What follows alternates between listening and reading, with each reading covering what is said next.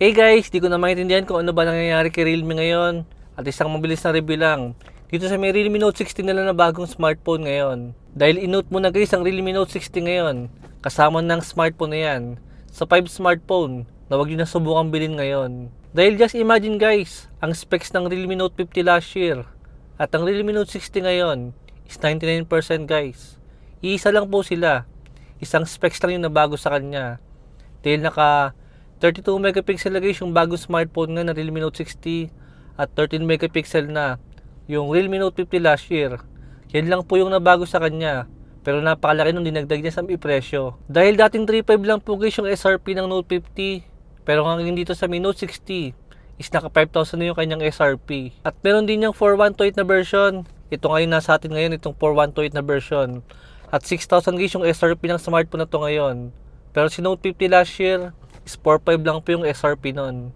Unboxing nga muna natin to guys. Inside sa box niya is meron siyang jelly case na kasama. At dito sa may ilalim yung Realme Note 60 natin na overpriced. At meron nga siyang 10 ohms sa charger.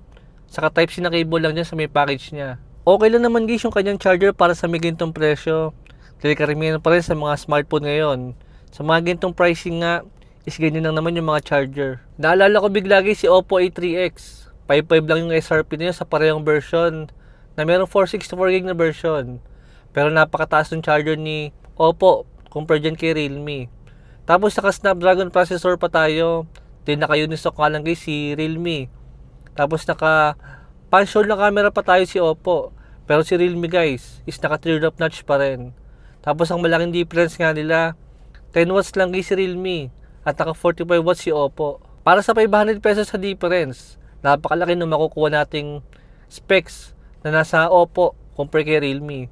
Pero still guys, hindi ko pa rin marirecommend si Oppo sa inyo. Sa display ni Realme guys is meron siyang 6.74 inches IPS LCD display with 9Hz sa refresh rate.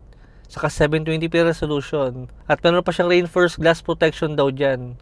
Malaki naman guys ang display ng Realme Note 60. Kaso sana naman next time guys, gawin na nilang punch hole na camera yan. Dahil karamihan puro mga naka-punch hole na talaga yung mga display nila sa mga ganyang presyo. Kaso guys, bigla ko naalala yung mga mas mahal na Realme na mga smartphone. Like ng Realme C63 at ang C61. Mas mahal na yun guys. Pero naka third up notch pa rin. Kaya medyo tagalin talaga na magkaroon ng punch hole na camera. Itong mas murang version lalo. Pagka setup ko kay Realme Note 60, nakakagulat guys, tad-tad siya ng bloatware. Pero pagtiyagaan na lang natin. Naaalis naman yan, isa-isahin nga lang natin. Meron pa pala akong naalalang isang smartphone ni Realme guys. Bago ilabas ang Realme Note 50, meron pang isang smartphone doon bago doon guys. Si Realme C51, para nasa around 5,000 guys yung presyo ng smartphone na yon. Pero, naalala ko nga pala guys, napakataas ng kanyang charger. Di naka 33 watts yun. Tapos naka 50 megapixel na main camera. Tsaka nga guys, nilabas na yung Realme Note 50 na mas mababa yung charger. Tapos mas mababa yung camera.